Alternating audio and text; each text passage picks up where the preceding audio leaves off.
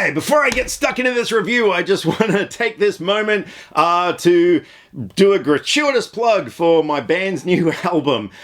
Group X, Arabian Rap Sensations, aka that band that years ago had a big hit with Sh55 and Bang Bang Bang and all sorts of other really silly songs. We have a new album out called Cheesesteak of Philadelphia, so I'm going to put a link down in the description box if you want to go and buy it. It's only $10 US, and yeah, we've put a lot of work into this thing, and I am really super proud of this album. So yeah, if you want to treat yourself to something amazing, head on down, click the link, go buy a copy of the album, and if you have done that, I thank you so much.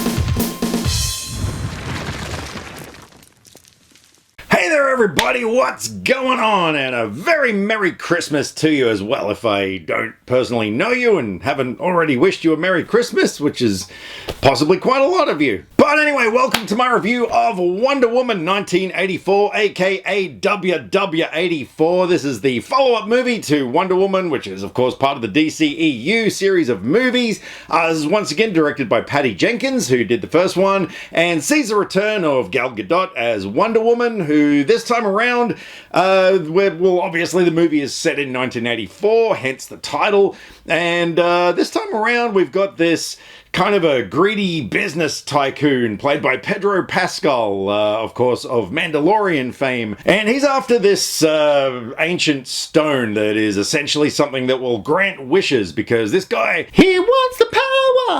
or something.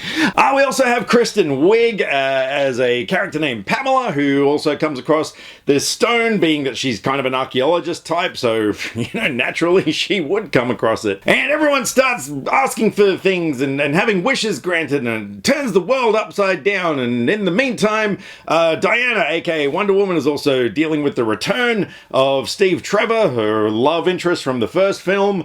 And yeah, so she's got to wrestle with a whole bunch of things emotionally while saving the world, and there you go. So when the first Wonder Woman came out, so many people loved that movie. You know, this was a movie that the DCEU needed, because we had things like, I mean, let's face it, the first two films, like Batman vs. Superman and Man of Steel, like, you know, there were a lot of people who weren't happy with them. And then, of course, Suicide Squad came along and everyone's just like, no, we do not like you, DCEU. And Justice League didn't really do it any favors either, amongst a lot of critics and fans, if you could call them that. But then Wonder Woman came along and a lot of people dug it. And then, of course, the DCEU had a string of hits with Aquaman and Shazam and arguably Birds of Prey. I mean, I know there are a lot of people who absolutely love that movie, while there are also a lot of people who don't. But for me personally, it is still possibly my favorite movie of this year. I loved that movie. And being a hardcore DC fan, I have liked all the films so far. Like, there hasn't been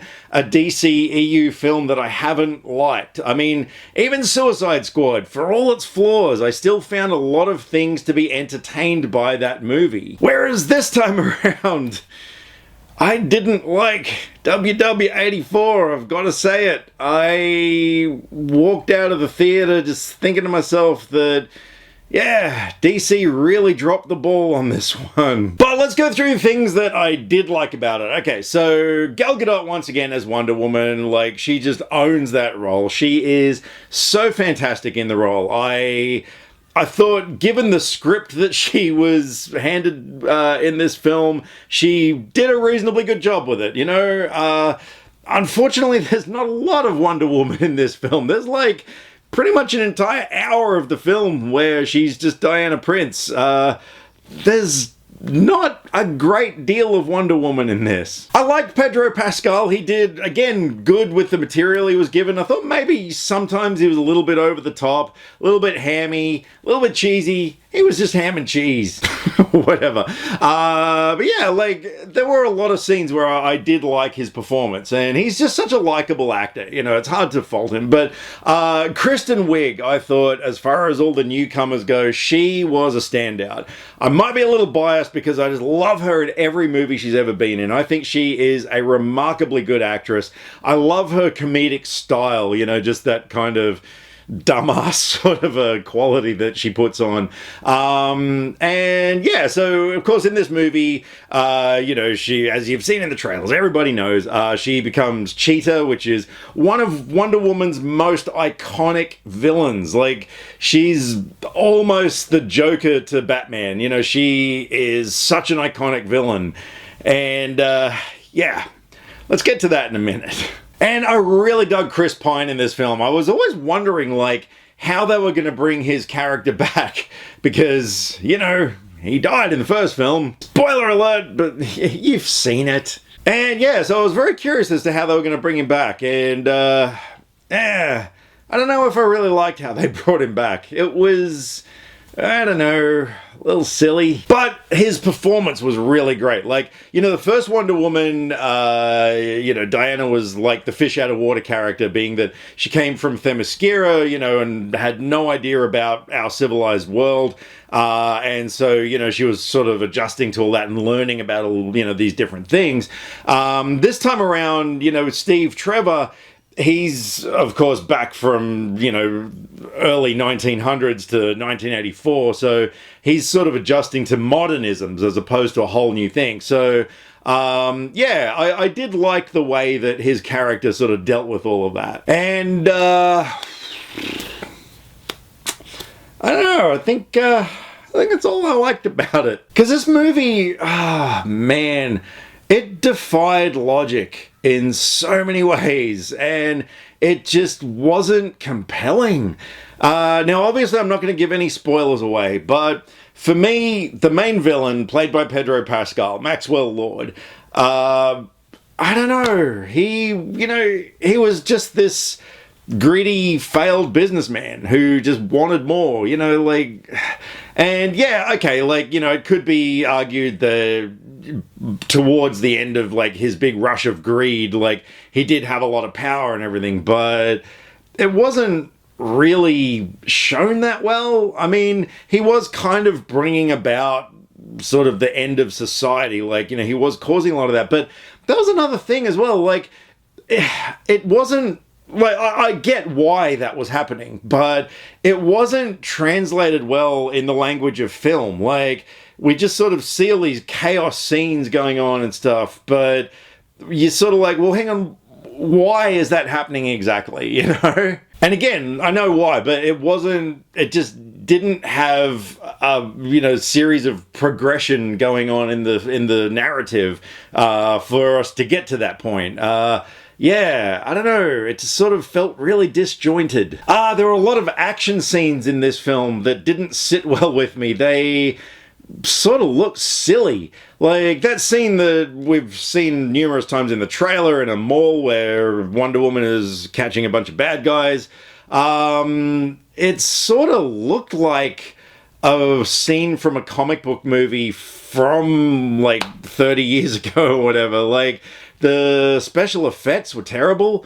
The physics, you know, pertaining to everyone, you know, being flung around with the lasso or her leaping from place to place or whatever, like, nothing looked believable. And I know it's a comic book movie about, you know, practically a goddess, but you still want it to be believable. You still want that process of information to go into your brain and think, yeah, she's beating those guys up, as opposed to, oh, wow, that doesn't look very realistic. And there's a few other action scenes as well that just, I don't know, almost made me chuckle. Like one where she's like pushing this huge truck sideways down a street, you know, like chasing after a bunch of other trucks. But like, you're sort of thinking to yourself, how is she doing that exactly? Because, you know, rubber on a road doesn't really sort of go very smoothly. Like, that's why it's designed that way. And she's, like, speedily pushing this truck down, and it was like,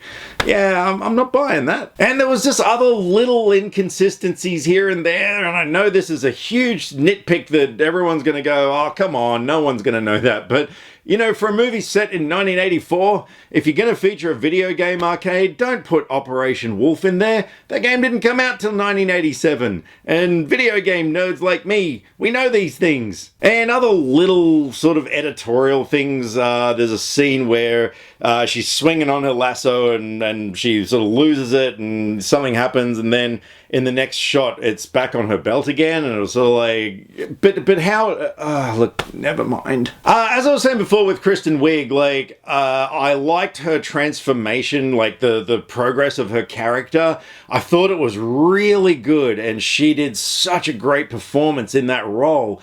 But when we finally get to, you know, her transformation into Cheetah and everything, like, again, you know, she's one of Wonder Woman's most iconic villains, and they just didn't do enough with that character. And yeah, that was a huge letdown for me. Not only that, just like the whole end payoff, like, yeah, I don't know. It was like the movie just sort of fizzled out. Like, there wasn't really anything epic that happened at the end. You know, there wasn't anything that compelling that got us to, you know, to that point at the end. And, yeah, I don't know. It just felt really flat to me. And stick around, there is a mid-credits scene, which, actually, what am I saying stick around for? It is solely there just to shoehorn in a little cameo from a certain actor, and it is just utterly pointless. So, look, that being said, like, I really wanted to like this movie. Like, I wanted to love the movie, but I would have been happy to like it. And I'm really surprised that I walked out of this movie feeling the way I did. Look, I will end up buying it on Blu-ray only because I have every other DCEU movie in the collection. Like, it's not unwatchable. It's, you know, it's alright. Would I actually ever watch it again?